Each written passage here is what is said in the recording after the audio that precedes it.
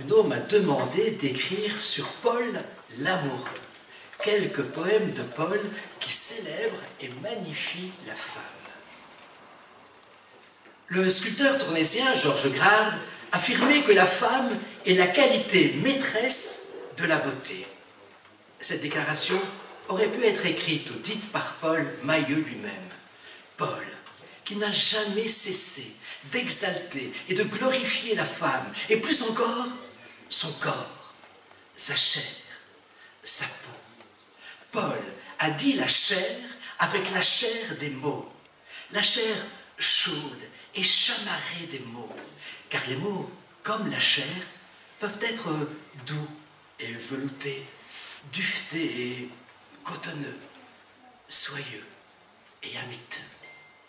Même la Bible contient en son sein, enfin, si je puis dire, un hymne à l'amour, le Cantique des Cantiques, ou le chant de Salomon, puisque ce texte, éminemment poétique, est attribué au roi Salomon, qui a vécu au millénaire avant l'ère chrétienne.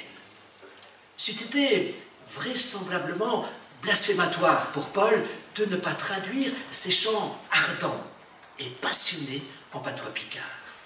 Ce texte, en effet, lui correspondant en effet en tout point, car le Cantique des Cantiques décrit un amour charnel, corporel, sensuel et exaltant continuellement la beauté des relations physiques et même sexuelles. Cette référence à la sensualité et à une relation d'amour exprimée physiquement est présente dès les premières lignes du poème. Un brache de tous les côtés. Un amour, c'est meilleur que du vin. Et c'est meilleur que n'importe quel sécours. Et néant, c'est de l'huile réparte. C'est pour chaque les jeunes et filles, ils votent volontiers. Prends-me pas la main, on va que rire à deux. Et le roi, il m'a fait rentrer au fin de ce matin.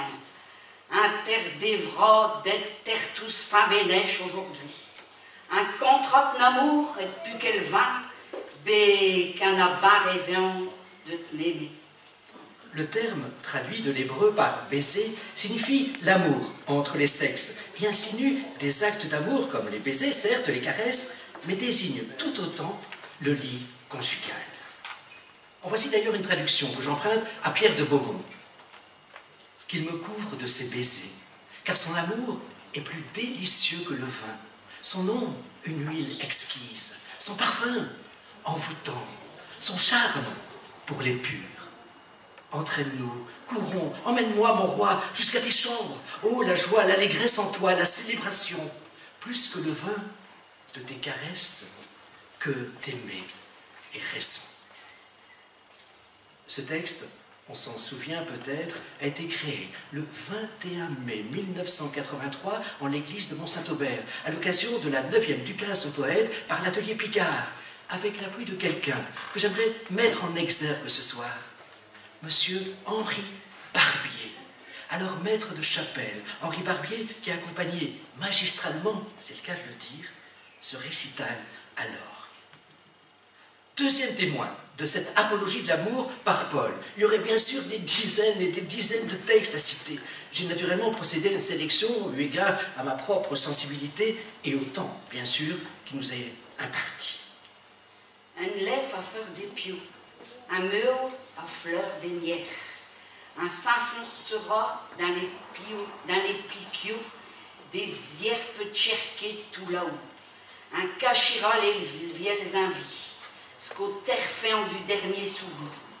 Et les grandes fleurs écartelées, ils nous lécheront vir le soleil, un deuxième feu.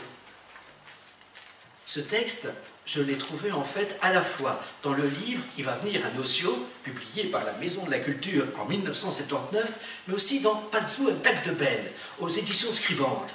Dans la première version, Paul nous livre en bas de page un petit glossaire et n'hésite pas à dire que le souglou est non seulement le hoquet, mais aussi pour le dernier souglou, l'oral, la mort. Dans l'édition maintenant de la Scribande, et je viens de lire la traduction de Paul. Paul utilise le mot « orgasme ». Il faut donc, me semble-t-il en tout cas, concevoir qu'orgasme, soleil et mort vont de pair. Et à l'inverse de l'adage qui énonce que ni le sexe, ni la mort, ni le soleil ne peuvent se regarder en face, Paul en prend le contre-pied.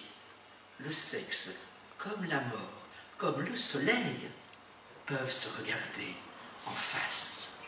On connaît d'ailleurs l'expression « petite mort » pour désigner le sexe, l'exercice de la sexualité. Bien sûr, on ne peut pas bien dire l'amour si on n'a pas durement éprouvé.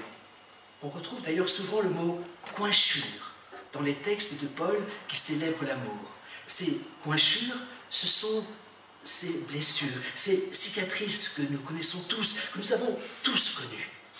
Regretter des amours perdus, regretter peut-être aussi des amours jamais vécus.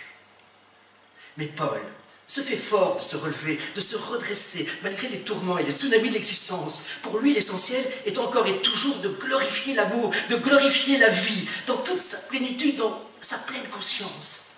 Et y a-t-il art plus noble, plus généreux que la poésie, tant française que picarde d'ailleurs, pour décrire l'émerveillement constant face à l'éclosion et l'efflorescence de toute vie? Et Trifmacor, et que ses yeux ils sont bleus, ravissent un cœur, les genêts d'or pour ses coussins d'œil, les flammes chiantes pour ses petites raches, les chintes pour ses sous-glous, les grinques pour ses envies, et le miel pour le boulant de ses cuiches. Ose me dire encore que ses yeux sont bleus, mais regarde donc les genêts pour ses clins d'yeux, les flamèches pour ses petites colères, les cendres pour ses soupirs, les cerises pour ses envies, et le miel pour le bouillon de ses cuisses. Ou encore, et je prends cette fois directement le poème dans sa traduction, entre vos deux mains, le jour revit mieux. Il fait bien plus tendre entre vos bras noués. Dans votre silence, on est si tranquille. Entre vos deux petits seins, c'est moi qui revis. Enfin, pour conclure, c'est Paul lui-même qui affirme « Philogyne ». Philogyne que je suis, mis avec, je connais les grands mots.